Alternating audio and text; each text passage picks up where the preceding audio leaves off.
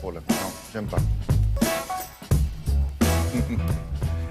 Bonjour Frédéric, Bonjour. alors on commence par qui? C'est un lundi très politique dans les journaux. Nous sommes plus qu'à 200 jours de la présidentielle, vous savez, et je commence par cet article des Échos intitulé « Regardez, le doute enfle sur la capacité de François Hollande à être candidat » parce que les proches du président s'interrogeraient de plus en plus à cet égard. Même Claude Barthelone, le président de l'Assemblée, déclare dans cet article qu'il se pose des questions, je cite, « et sous couvert d'anonymat, un autre parle de suicide politique ».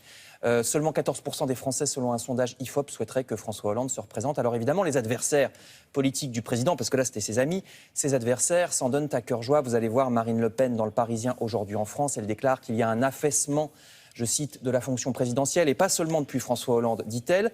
Et à l'autre extrême, Olivier Besancenot estime pour sa part que la Ve République, regardez, ressemble, dit-il, à un canard sans tête. Alors pourquoi il dit ça? Il prend un exemple, celui de la loi El Khomri.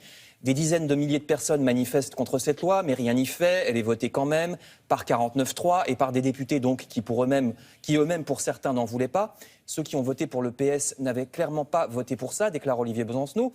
Certes, mais Libération lui répond, les électeurs ne votent pas non plus pour votre parti, Olivier Besancenot. Si on en croit les sondages, c'est plutôt le Front National et non pas l'extrême gauche qui porte la parole de protestation des Français. Alors c'est vrai, quoique, hier, c'est une journée où on a beaucoup parlé, regardez, de Jean-Luc Mélenchon. Vous voyez, il est dans quasiment tous les journaux. Il y a le Figaro, Libération, Le Parisien ou l'Humanité. Jean-Luc Mélenchon qui espère séduire les déçus du PS, nous dit le Figaro. Il bénéficie de bons sondages. Hier, dans un meeting dans le Nord, il a développé des thèmes comme la souffrance au travail, le refus du libéralisme et des traités internationaux de libre-échange, et aussi un peu d'écologie, ce qui est nouveau dans son cas. Je vous renvoie donc à tous ces articles pour le détail.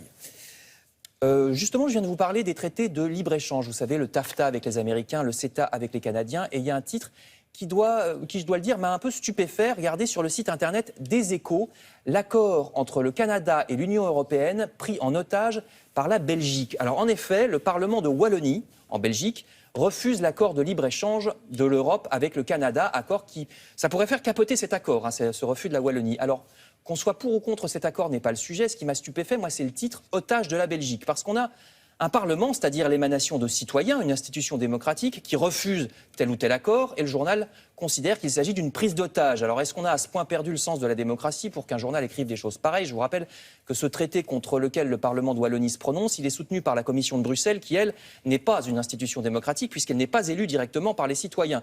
Alors l'Humanité, d'ailleurs, ce qui ne surprendra personne, a un avis opposé à celui du journal Les Échos, puisque le journal communiste félicite au contraire la Wallonie. Wallonie que les partisans de ce traité de libre-échange avec le Canada voudraient bien voir se raviser. Le président de Wallonie déclare qu'il subit de très fortes pressions et qu'il s'est fait même traiter de soviétique. Sur le même thème, le site internet de Libération rappelle que la Commission de Bruxelles se montre presque systématiquement très libérale. Outre l'accord avec les Américains et avec les Canadiens, il y en a un troisième, l'accord TISA, dont personne ne parle, et ce n'est pas un hasard, parce que c'est un accord secret, encore un, accord où l'Union européenne se montre encore plus libérale que les Américains. Par exemple, Bruxelles veut interdire qu'on privilégie l'emploi local à l'intérieur d'un pays.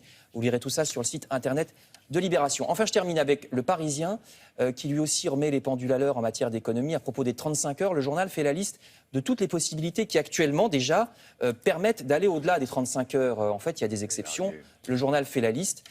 Certains candidats, rappelle Le Parisien, veulent pourtant les supprimer avec un temps de travail qui, selon les entreprises, pourrait aller jusqu'à 48 heures.